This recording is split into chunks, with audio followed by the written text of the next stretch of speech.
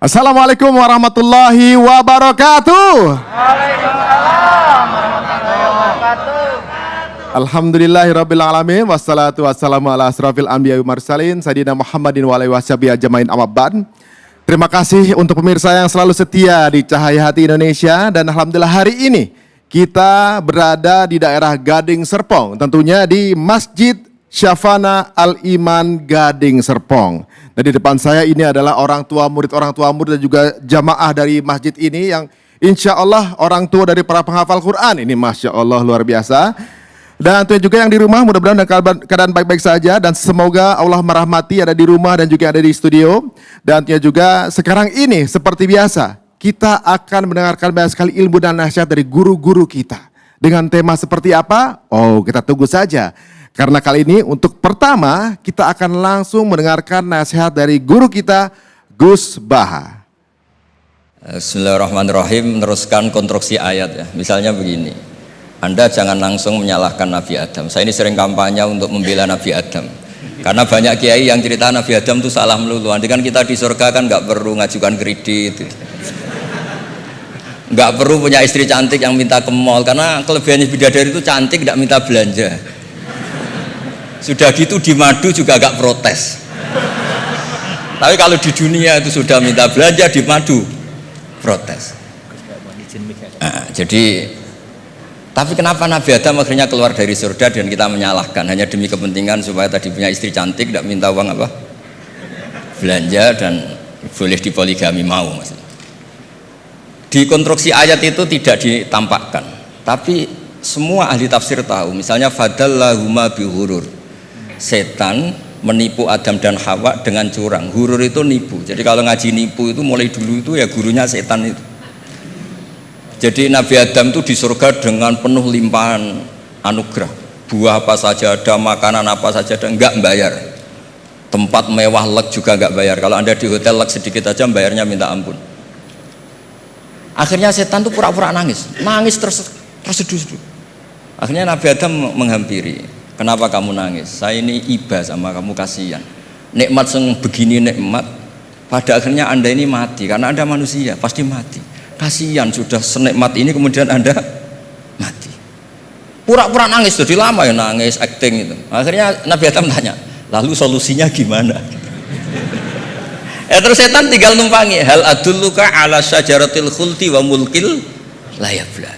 Kamu mau tak kasih vitamin, makan pohon khuldi, nanti kalau kamu makan itu terus abadi. Jadi terus setan, Nabi Adam mulai ragu ya, tapi Allah melarang saya makan pohon khuldi itu, syajaratul khuldi itu. Kamu tidak usah cari tafsirnya, itu anggur apa ketela apa duren, itu namanya orang kurang penggawean itu gak penting. Ketika Allah tidak menjelaskan detail itu berarti detailnya itu tidak penting. Kamu sok penting nyari itu apa itu. Allah saja tidak menjelaskan, kok kamu yang manusia mau menjelaskan. Akhirnya Nabi Adam tanya, apa betul Allah itu melarang saya makan itu? Terus Allah cerita, wa qasamahuma inni lakuma laminan nasihin. Terus setan itu cerita, demi Allah saya tahu info terbaru bahwa sekarang nggak apa-apa. Jadi hukum terbaru itu. Singkat cerita Nabi Adam makan. Ketika makan, berarti setan salah karena menipu Nabi Adam, Adam salah karena makan pohon khuldi tadi. Apa yang terjadi? Allah manggil Nabi Adam. Adam, kenapa kamu makan itu?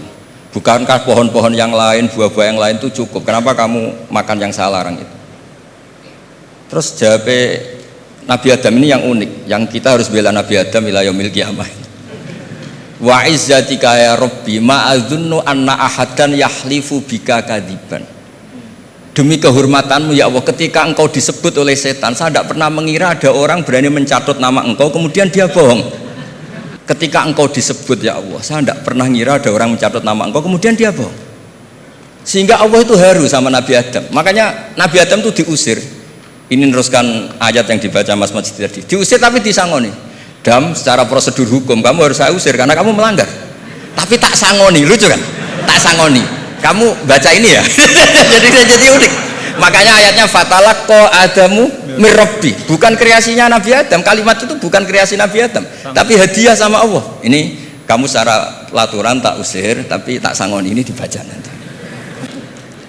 Tapi Nabi Iblis tidak disangoni, karena memang dia penipu betul. Sudah gitu akting pura-pura nangis, pura-pura ini itu, jadi benar-benar penipu ulung.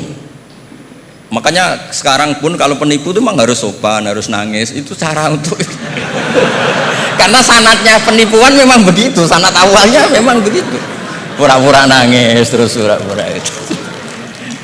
Jadi itu memang cara paling efektif untuk apa? Nipu. Ada sanatnya. Nah, lalu kenapa ada hadis mangqala la ilaha illallah dakhalal jannah? Ini terakhir, terus nanti Mas Masdi ngendikan terus doai sekalian. Perintah Sohibul Bait, bukan permintaan, perintah. Perintah itu bukan berarti tidak sopan. Memang bahasa Indonesia itu gitu. Permohonan itu mesti diabaikan. Kalau perintah itu agak tegas. Bukan masalah. Jadi begini. Saya ulang lagi konstruksi ya, konstruksi ayat fadallahuma bihurur. Kenapa mangqala la ilaha illallah dakhalal jannah? Itu unik. Kalau kita baca hadis, ada orang itu pendosa, salahnya sudah minta ampun, sama Allah dipanggil. Ini hadis musnad, riwayat Musnad Ahmad dan banyak riwayat yang lain. Dipanggil, Fulan kamu kesini, kamu lihat itu apa? Bok Gusti. Berapa? 99. Per bok itu maddul basor, sepanjang mata melihat itu isinya dokumen kesalahan dia. Jadi nggak kayak yang di pengadilan itu hanya beberapa tumpuk. Itu sepanjang dia lihat itu kesalahannya dia. Sepanjang dia melihat, sudah gitu jumlahnya 99. Sehingga dia putus asa, dia tidak akan masuk surga. Kemudian sama Allah, sudah kamu tenang saja, diambilkan bok kecil, kecil sekali, paling sak bok jam tangannya. Dah, innaka lan tuzlamal yaum, kamu tidak akan terdolimi.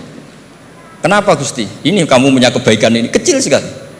Ya apa efeknya Gusti? Kan nggak ngefek kesalahan seperti itu. Kemudian bandingannya hanya kebaikan sekecil itu. Dah, kamu tenang aja. Setelah ditimbang, box 99 yang jumlahnya maddul basor kira-kira 3 kilo sama satu wadah jam kecil, ternyata setelah ditimbang itu menang yang 1 jam kecil, karena isinya la ilaha illallah. Malaikat itu gak berani. Kamu berani ada namaku kemudian kamu abaikan. Malaikat yang nimbang Pak Warsono itu diprovokasi sama malaikat yang lain, kamu berani gak mempertimbangkan kata Allah di situ? Wah ya gak berani. Jadi disebut fala yaskulu ma'asmillahi ta'ala sayun, dibandingkan asma Allah itu tidak ada yang bisa ngungguli. Nah, di sini terus para torekot, para apa konwiridan Allah. Tapi karena kita ini sekarang sudah tidak ngaji, malah tanya gunanya apa sih muni Allah. Lu nyebut pangerane orang gunane. Oh ini sedang nyebut Tuhannya, kok kamu tanya gunanya apa? Kamu tak kasih uang aja tidak pernah tanya gunanya uang ini apa? Pas dijak wiridan tanya gunanya apa sih? Oh dasar orang aneh. jadi logis. Lah Nabi Adam juga sama, ketika disebut asma Allah itu nggak mikir yang lain, apa setan itu penipu apa enggak, sudah grogi yang manggil Allah langsung. Nah makanya saya mohon, kenapa kita memahami mangkana akhiru kalamihi Allah la ilaha illallah dakhalal jannah, karena dengan itu malaikat nggak berani macam-macam. Jadi nanti kalau Anda ketemu malaikat tukang hisab, ayo silakan abaikan nama Allah. Kalau kamu berani berarti tidak malaikatnya Allah. Masa namanya Allah gak dipertimbangkan? Apalagi ini asmane Allah. Nah, makanya Nabi ngendikan fato satisi jilat wasakula ismuwah. Kemudian bok kesalahan tadi jomplang kalah.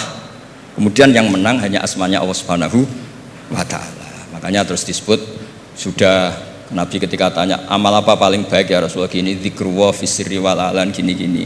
Dan kamu mati dan kamu hidup walisanu katordun, kamu harus selalu ingat Allah Ta'ala. Bila kalau sampean tanya kenapa itu menjadi penting, karena tadi malaikat tidak akan memperbandingkan Allah dengan yang lainnya. Makanya ketika ulama-ulama sufi, kalau kamu habis salah istighfar, nanti di sohifah kamu akan ditulis habis salah, terus di belakang ditulis, tapi setelah itu dia bilang astagfirullahaladzim. Nanti malaikat tinggal aja kamu teror, kamu mempertimbangkan Allah apa yang itu. Ini tak ajarin, kalau tepak ya kamu didengar, kalau tidak malah digebuki, tidak tahu saya. Tapi itu ijazah resmi ini hari ini. Hadisnya akurat. Ijazah. Ijazah. Nggih ngoten mawon kok nak kesuwen kepinteran nyanyi kula. Assalamualaikum warahmatullahi wabarakatuh.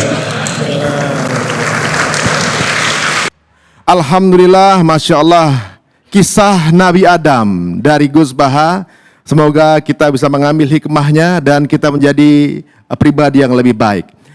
Berikut ini kita akan ketemu dengan para guru yang sangat luar biasa. Ada Gus Bara, ada kemudian Ustadz Abi Gifran dan juga Ustadz Nawawi. Apakah materi nasihatnya? Jangan kemana-mana, kita akan kembali hanya di Cahaya Hati Indonesia.